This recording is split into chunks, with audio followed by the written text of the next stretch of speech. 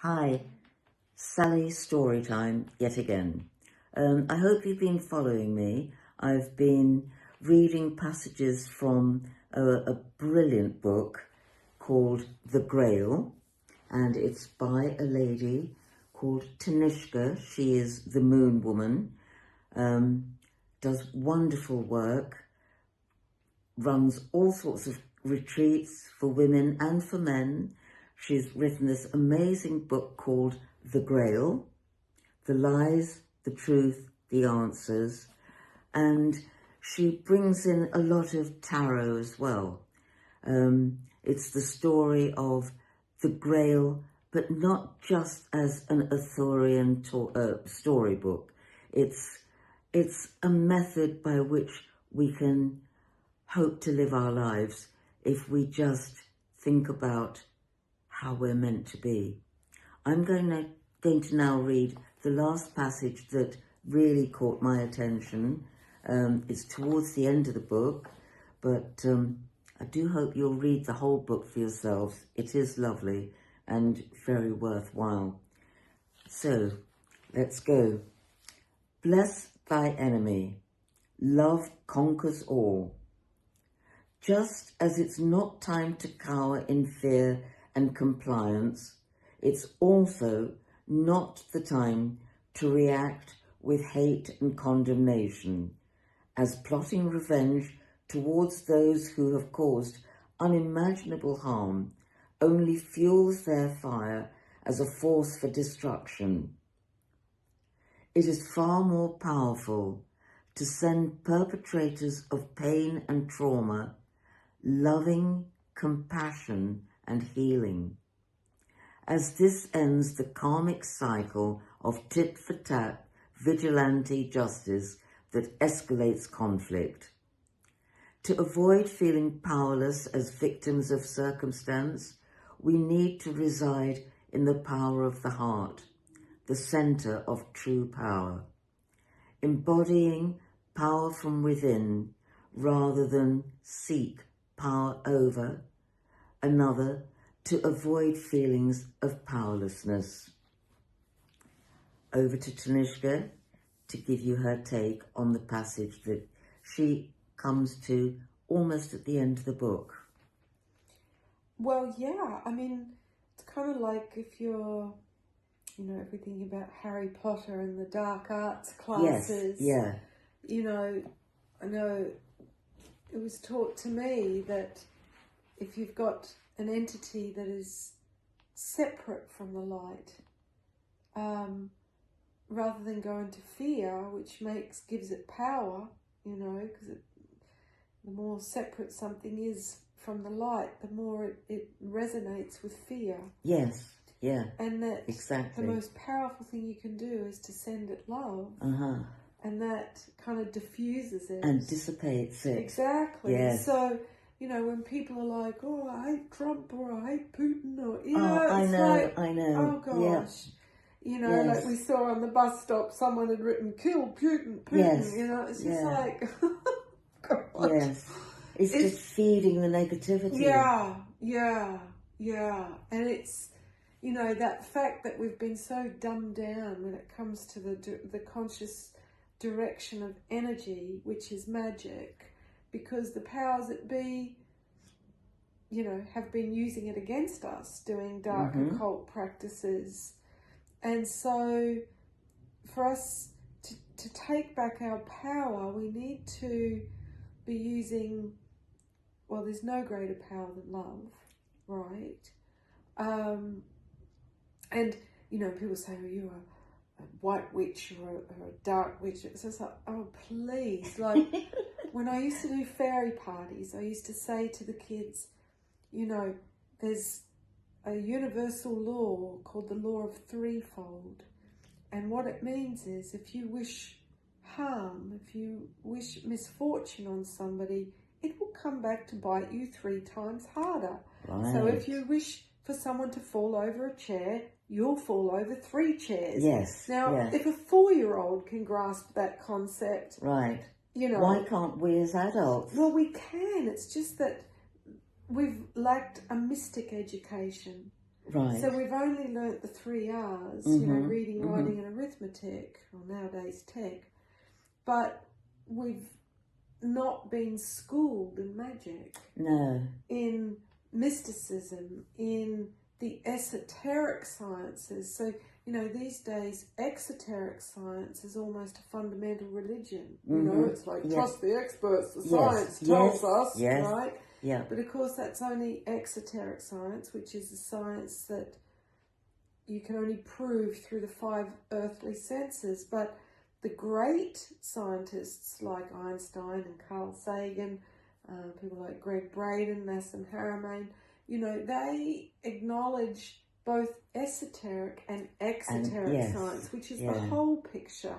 So the science of both the unseen and the seen realms. So, totally blanked, got menopause, can't think, but that might cover it.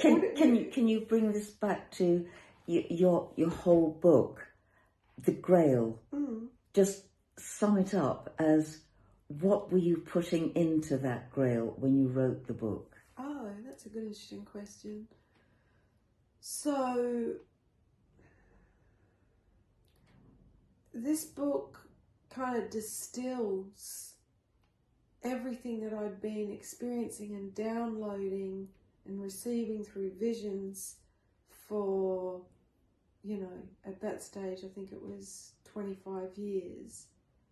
And I realised, it was all part of this ancient mystic tradition that I've just been remembering. And it was like tying all the pieces together, On a personal level, writing that book did 2 things for me. One, it helped to heal my relationship with the masculine. Right. Because in the book I chart, the 4 stages of masculine maturation, so the 4 life stages. Yeah.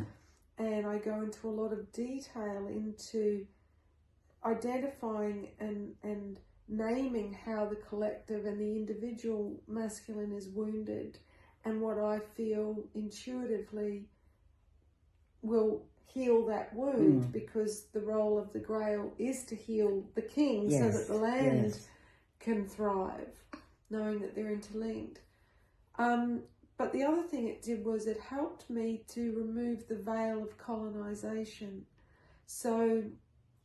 Oh, that's interesting. Yeah, because, this was the cultural heritage of the Celts, which is my ancestry, and as someone who was born into Australia, which is a colony of a colony, it's, it doesn't know itself.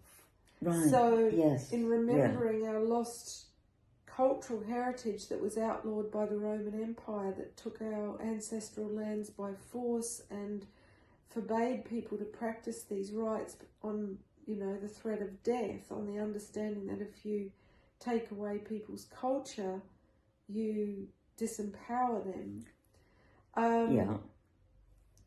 It reframed my identity from being Australian to a Celt, and also awakened in me this desire to come home to my ancestral lands and to reawaken these rites on my ancestral lands. So, but this can apply to all cultures. It's not just the Celtic culture. Well, it goes back to Mesopotamia. Yes, yeah. Sorry, go on. No, carry on. That's what I wanted you to explain, that it's not necessarily just the British Isles. This story, this cleansing, this re-emergence of reclaiming our power. It's across the board. It's worldwide. It's not just for the Celts and the Brits. 100%.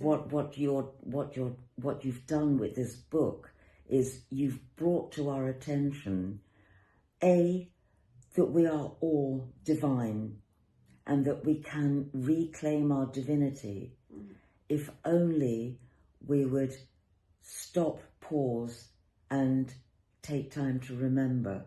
And this is what I feel. I'm sorry, I didn't mean to I love that cut in and summation. interrupt, but No, I no. think this is what your book has actually brought out, that we are all one family. Totally. And we've all got a wounded Fisher King Right. in our family. We've all got that part of that in us, and we all need healing. Right. And as a collective, we can all come together and heal each other and ourselves. Absolutely. And I believe that the Grail is actually key. I think Yes. it's universal.